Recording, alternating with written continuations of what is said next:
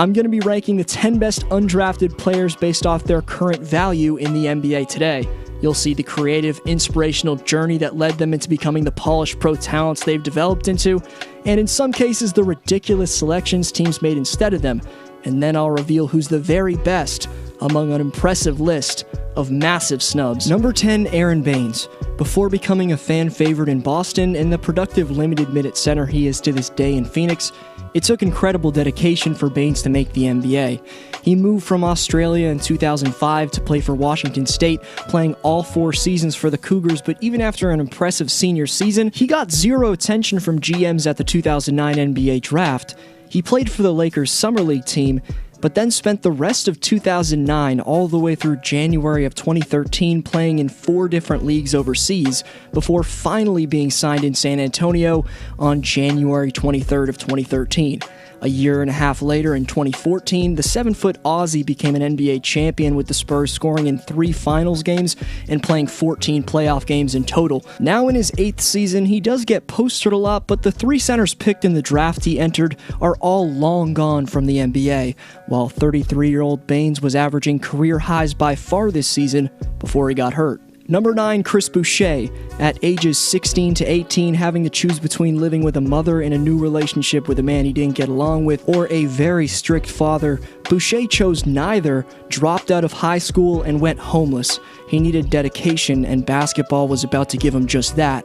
He was mentored by Coach Ibrahim Apaya at Alma Academy, a school designed to help inner-city teens with struggling future prospects. From there, Boucher would play at small junior colleges in New Mexico and Wyoming, where he'd impress recruiters from numerous Division I basketball schools. He chose Oregon. He and his teammates would go deep into the NCAA tournament, which gave him a solo cover on Sports Illustrated asking where he'd come from and speculating where he might go. But Boucher tore his ACL, and every team passed on him twice in 2017's draft. He got healthy, signed a 2-way contract with the Warriors, got traded to Toronto where, in the minors, he became the first player to win G League's MVP and Defensive Player of the Year awards in the same season, before being recalled back up to the Raptors. Boucher became a 2019 NBA champ, and if you saw his segment in my Raptor breakdown, you're aware of his potential on both ends, but a damn inspirational, against all odds story for the man. Number 8, Derrick Jones Jr., controversial dunk contest winner, but nonetheless showing up big time with mesmerizing jams under the bright lights. The Heat's backup forwards come a long way. In 2015's ESPN High School Basketball ranking, Jones was 2 spots behind Brandon Ingram and Jaylen Brown for the 4th best small forward in the country. So why did GMs forget about him a year later at the draft? Well, his lone season at UNLV was cut short due to injury, and executives were looking at Derrick as a development project, and for the time being, an extremely raw athlete. NBADraft.net noted Jones as a player with an extremely frail build who easily gets pushed off balance and has extremely poor shooting mechanics. Yet in 2020, he's still 23 years old with 4 years of pro experience under his belt, playing just under 25 minutes for the 4th seed in the East. His 6'7" frame and that patented springy vertical he's got helps him provide Miami with solid 2-way production, but based off the fact that the dunk champ was only a 1-year college player with his athletic upside, it's blasphemy! He was passed on in all 60 draft slots. Number 7, Wesley Matthews. Still sniping in his 11th season, just over a decade ago after 4 years at Marquette, Matthews saw shooting guards Jack McClinton, Robert Vader, those 2 never played in the NBA, plus Jody Meeks and Nick Kalathis, who are no longer in the league, get selected ahead of him in the late 2nd round.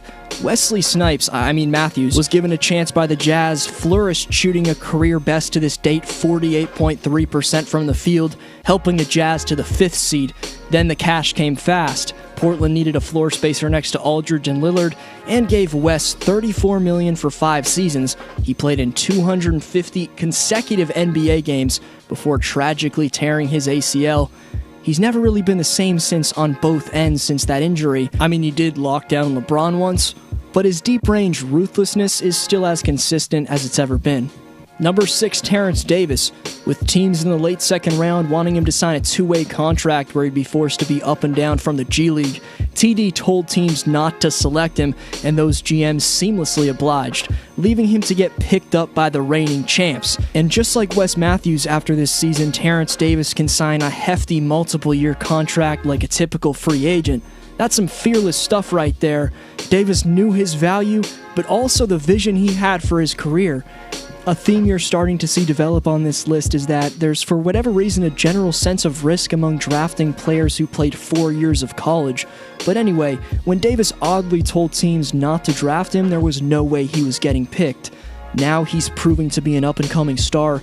I fully broke it down last video, but I think Terrence has Jimmy Butler-type potential.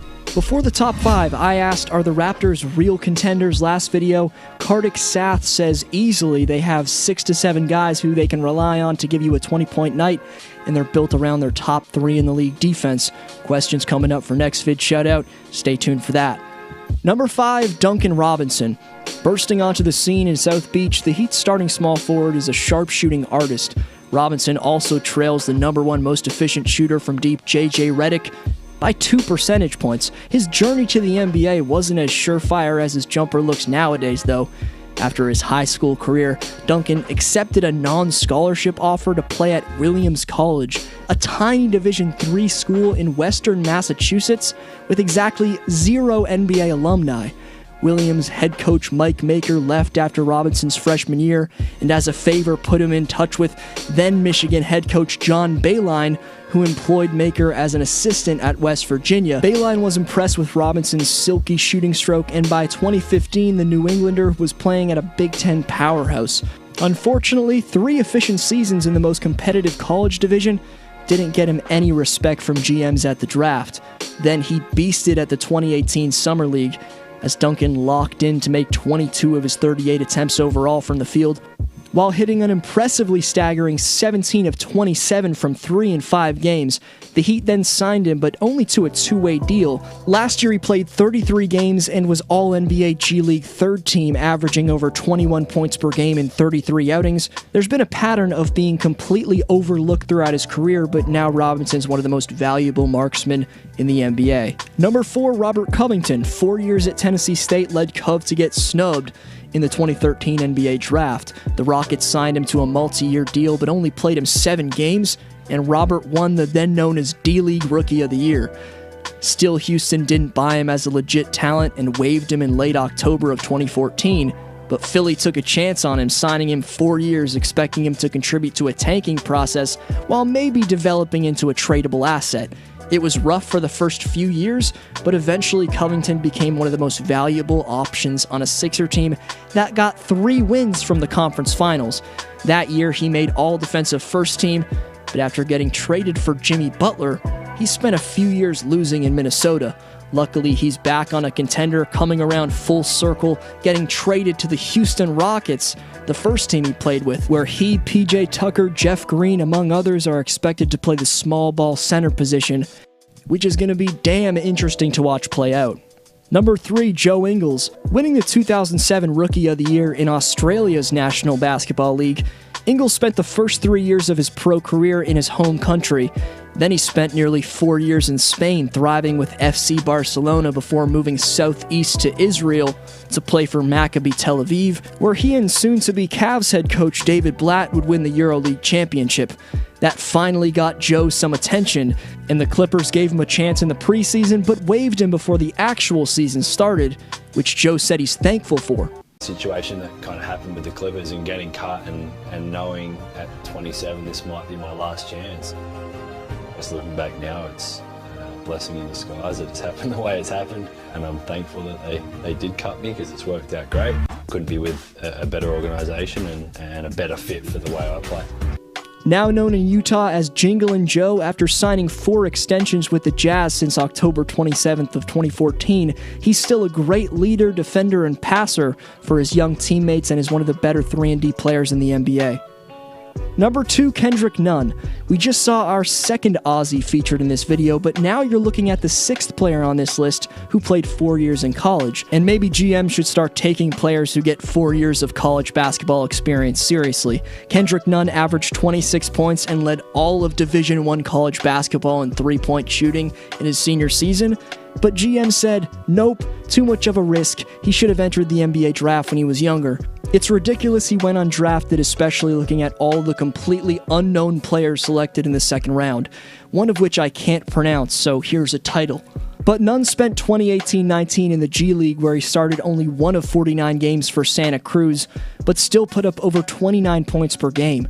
The rising star K Nuns now ran with the opportunity as being a top option for a top seed in the East. He's a slicing and dicing pick-and-roll artist, if that makes sense. He uses screens to perfection and either craftily pulls up, sets up teammates, or uses his quick first step to explode to the hoop. Honorable mentions to the highly considered Golden State's Quinn Cook, Houston's Chris Clemens, Toronto's Matt Thomas, and San Antonio's Bryn Forbes, along with other current undrafted NBAers JaMychal Green of the Clippers, JJ Barea of the Mavs, and Kent Bazemore still hanging around in Sacramento. Number 1, Fred VanVleet. The big-time shot-making champion Steady Freddy is an easy choice for this number 1 spot. His current value's off the charts. Even defensively with his scrappiness, he's tops in league-wide steals per game, but reminiscing to 2016, expecting GMs to put their full belief in him, a draft party was thrown for VanVleet's family and friends to celebrate his looming selection into the best pro basketball league in the world, when executives would only draft him if he'd sign a two-way contract where he'd be forced to be up and down from the G League.